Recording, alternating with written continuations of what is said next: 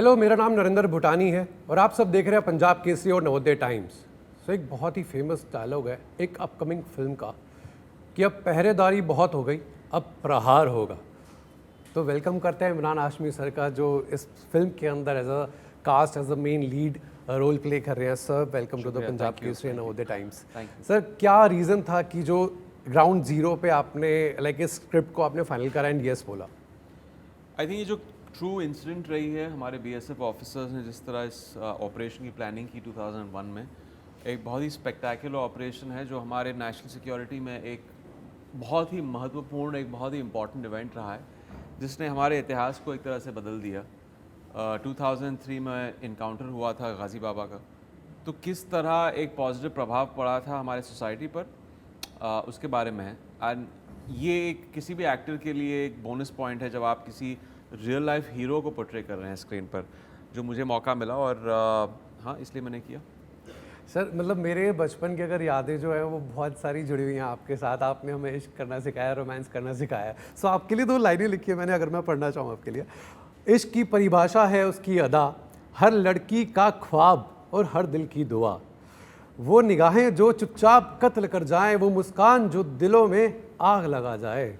इमरान का हर अंदाज है कुछ खास, इमरान का हर अंदाज है कुछ खास, जैसे पर्दे पे उतरता कोई रूमानी एहसास। क्या बात है सर, एक वेलकम मेरे को जो करना था Thank ये बहुत ज़रूरी था। सो you. आपने जो भी पिछले, जो मैं बचपन में आपको देखता था, जो अब मैं आपको देख रहा हूँ, वो बिल्कुल ही अलग है, अंदाज अलग है, स्क्रिप्ट्स अलग हैं। सो इस फिल्म के लिए, ग्राउंड जीरो के लिए, आपने क्या प्रिपरेशन करी एज अ बिकॉज एक बहुत सीरियस एक टॉपिक है ये, राइट? एंड डिसिप्लिन बहुत मैटर करता है इसके अंदर। So what was your preparation for this character? I think physical preparation बहुत इंटेंस था इसके लिए, क्योंकि एक फिजिक को लेके आना, वेट ट्रेनिंग और डाइट पे ध्यान देना, और एक रेजिमेंटेड, एक बहुत ही डिसिप्लिन जो लाइफ होती है एक ऑफिसर की, वो हमें बीएसएफ कैंप पे मिली जब हम गए वहाँ पे शूटिंग से पहले। उनकी ट्रेनिंग रेजिम क्या होती है, किस तरह अपने गन्स को हैंडल करते हैं, रीलोडिंग, फायरिंग, उनके ऑपरेशंस में किस तरह की उनकी प्लानिंग रहती है, उन सब चीज़ों को जानना वो बहुत इंपॉर्टेंट था। और एक फिजिकली एक डिसिप्लिनरी बॉडी लैंग्वेज होता है एक सोल्जर का, तो वो ऑफिसर का लेके आना स्क्रीन पे, क्योंकि एक विजुअल मीडियम है, तो उसको किस तरह से बारीकी से पेश करना, और एक इमोशनल स्टेट जो एक ऑफिसर का होता है कश्मीर में उस वक्त 2001 से 2003 के बीच में, जब जैश ए मोहम्मद ने एक तरह से वहाँ पे दहशत फैला रखी थी इन 3 सालों में, और गाज़ी बाबा एक सर्टिफाइड ऑफेंडर थे जो हमारे गवर्नमेंट के टॉप ऑफिशियल सिक्योरिटी एजेंसीज पकड़ना चाहते थे। 70 जवानों की हत्या हो गई थी गाज़ी बाबा की वजह से।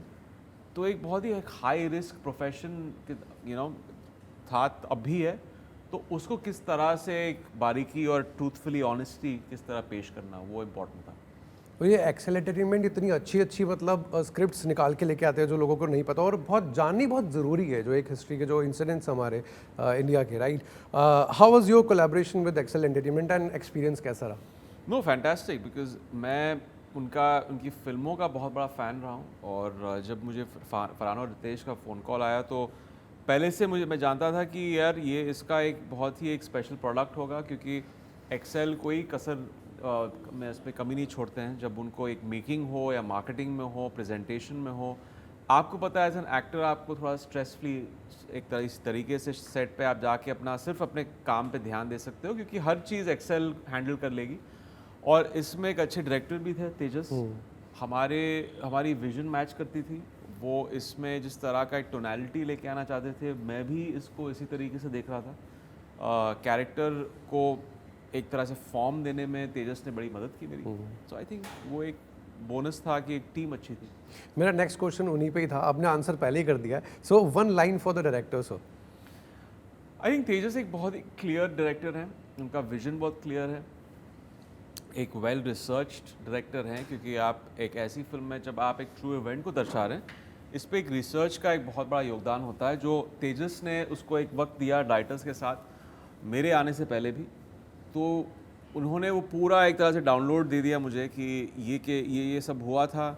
दुबे जी का नंबर दिया मुझे, उनसे इन टच में रखवाया, हम साथ में दुबे जी से मिलते थे, बात करते थे। तो वो सारी चीज़ें बहुत फ़ायदेमंद रही। कभी ऐसा होता था, क्योंकि आपको भी इतना एक्सपीरियंस है इंडस्ट्री में, राइट, इतने सालों का एक्सपीरियंस है, कभी ऐसा हुआ है कि आपके हिसाब से कोई सीन उन्होंने अगर ब्रीफ करा है या वो जिस तरह से वो चाहते हैं, आपने कुछ इनपुट दिया हो और वो मान गए हो, या मतलब वो एक्सेप्ट नहीं, वो करते तो थे? हमेशा होता है। आई थिंक एक फिल्म मेकिंग कोलैबोरेटिव चीज़ होती है, एक डायरेक्टर्स मीडियम है, बट जब आप फिल्में शूट कर रहे हैं तो ऐसा होता है, जब आप सेट पे आते हैं तो कभी कभी स्टेजिंग आपको वो बैठती नहीं है जो डायरेक्टर दिखा रहा है, या वो आपको कन्विंस कर देता है कि जो आप सोच रहे हैं इससे ये बेहतर होगा और क्यों बेहतर होगा।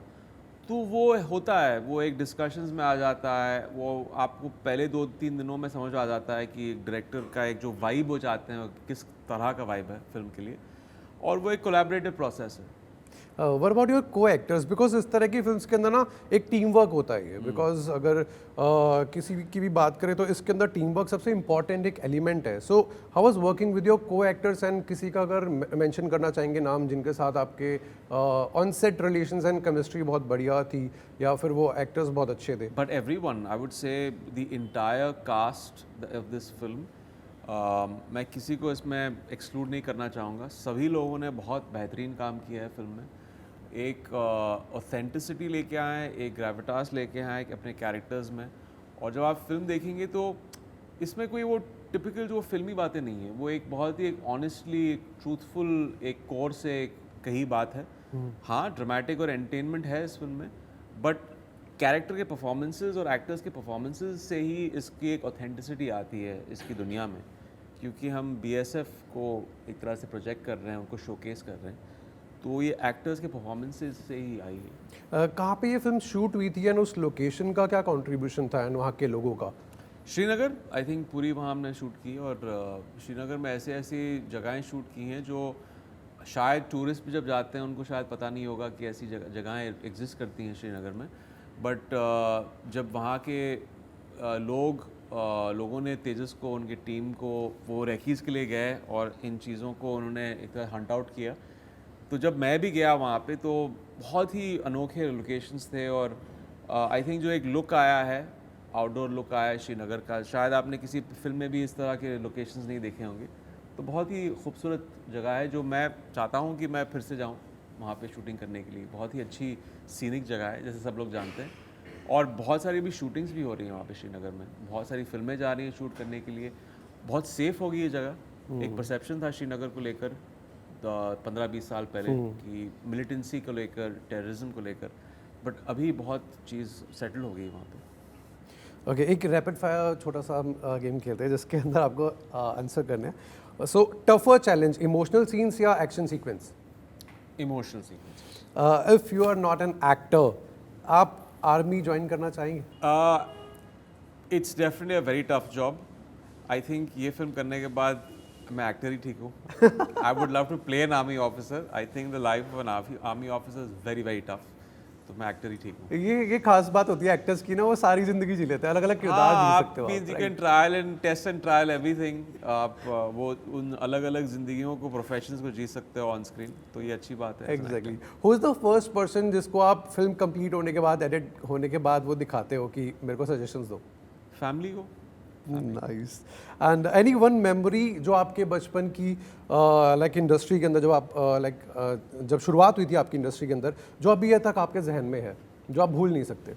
आई think as an assistant director जब मैंने 1-1.5 साल तक इंडस्ट्री में काम किया, मैं तभी 19 का था, और वो एक व्यू पॉइंट, एक जो इंडस्ट्री को लेकर था, एक जो होता है ना आपका परसेप्शन होता है ग्लिच और ग्लैमर का, इतना ग्लैमर है नहीं जब आप फिल्म बना रहे हैं, बहुत मेहनत लगती है, तो वो एक चीज़ और परसेप्शन टूट गया, जो बहुत अच्छी बात है, और फिर उसके बाद मैं एक्टर बन गया। Nice, that's great. What's that message जो एक ऑडियंस ग्राउंड जीरो से लेके जाएगी जो फिल्म देखने के बाद?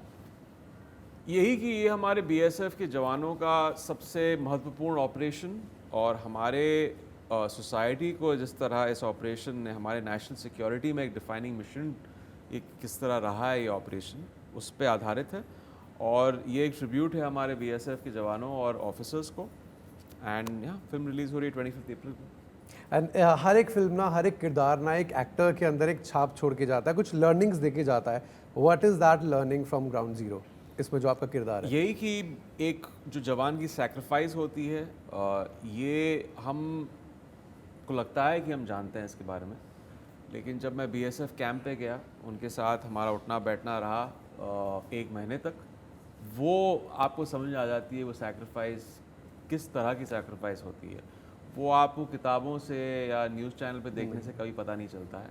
जब आप उनके फैसिलिटी में जाते हैं, आप देखते हैं किस तरह की मेहनत वो करते हैं, फिर आपको पता चलता है कि ये हम चैन की नींद सोते हैं अपने शहरों में, वो इनकी बदौलत है, इनके वजह से हैं। ये जो अपनी डिलीजेंटली ड्यूटी करते हैं अपने बॉर्डर्स पे, हमारे बॉर्डर सिक्योरिटी फोर्स हो, आर्मी हो, पुलिसमैन हो, ये इनकी मेहनत की वजह से। सो जितनी भी आर्म्ड फोर्सेस हैं, स्पेशली बीएसएफ, उनके वहाँ पे तो आई एम श्योर आप नहीं जा सकते, बट ग्राउंड जीरो के अंदर वो सारी झलक आपको देखने को मिलेगी 25 अप्रैल को इन नियर बाय थिएटर्स। ज़रूर देखिएगा। Thank you so much Thank you, Sardar.